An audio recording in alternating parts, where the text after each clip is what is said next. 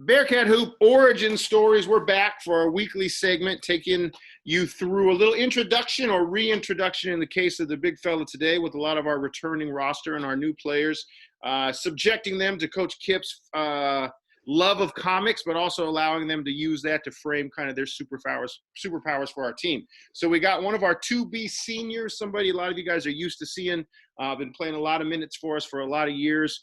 Go ahead and introduce yourself, big fella. I'm, like Coach said, I'm Ben Sutton. I'm a big senior out of Seattle, Washington, and very excited to do this, very excited for next year and all that. That's right. How have you been, big fella? How have you and the family been? I know your parents are on the front lines in the medical community. Tell everybody how you've been through the COVID crisis. Yeah, I mean, it's stressful, but we've stayed healthy so far. My parents have gotten antibody tested. And those came back negative, so they're staying safe, which is a huge relief for us. And then also, it's cramped, but kind of basketball as well, and just kind of getting out has been a good release for me to kind of get some stress out and stuff. So yeah. And good. Selfishly, as a coach, I like seeing you. That you had the TicTok Takeover recently, and I like seeing you on those long runs. We got your I see it. It was really good. I was excited to do the TikTok thing, and it was sunny out, and it was looking good. And then I woke up the morning I was gonna start doing it, and there was literally thunder and lightning. Oh, and I figured, right? Perfect, excellent. Right. So let's jump into origin story. Growing up, Ben, who was your favorite superhero, and what power of theirs stood out to young Ben Sutton?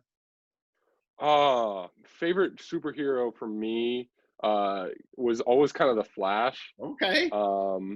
Because I think part of it was, and in like my nerdy defense of the Flash is like, yeah, he was fast, but he could also like theoretically become way more. As a kid, you want to find the most powerful guy or whatever. Right. I thought always like the Flash could be super powerful because he's fast, but that also means he can hit hard and he can travel through time. Hey, I love that, Ben. I'm all in on applying and expanding your comic knowledge. The Speed Force is not to be effed with.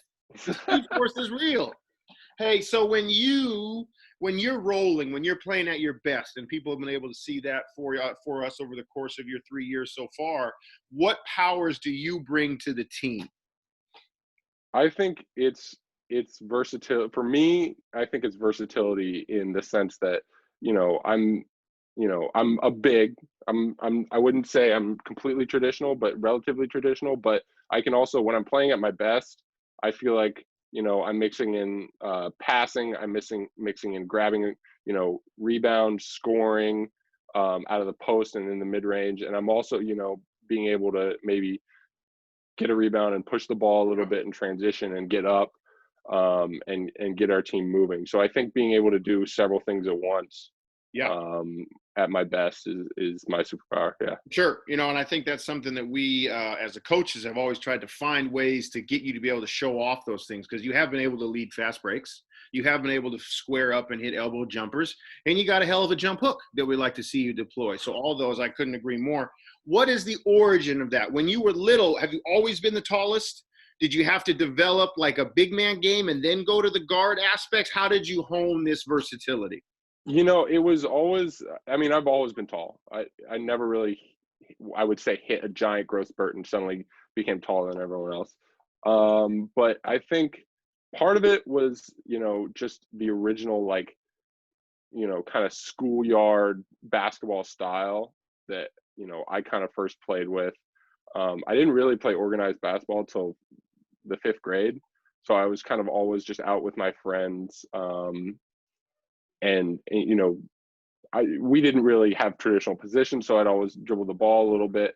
And then I was fortunate enough to get into a program in 5th and 6th grade where the coach was tough and definitely whooped my butt, but he will also valued kind of transition basketball and positionless basketball, and kind of pushed me towards not just posting up and rebounding, but also being able to step out a little bit, and we ended up playing a 5-out offense that was full of cutting and motion and all this different stuff. So I think that really helped me kind of be able to kind of, do more than just sit on the block. Right. For you, you touched a little bit on it when we were joking about your TikTok and the weather, but how have you been able to work on your game during COVID? Because gyms aren't accessible. We haven't been on campus. So how have you been? What are some things and tricks you've been able to find ways to get that basketball itch scratched?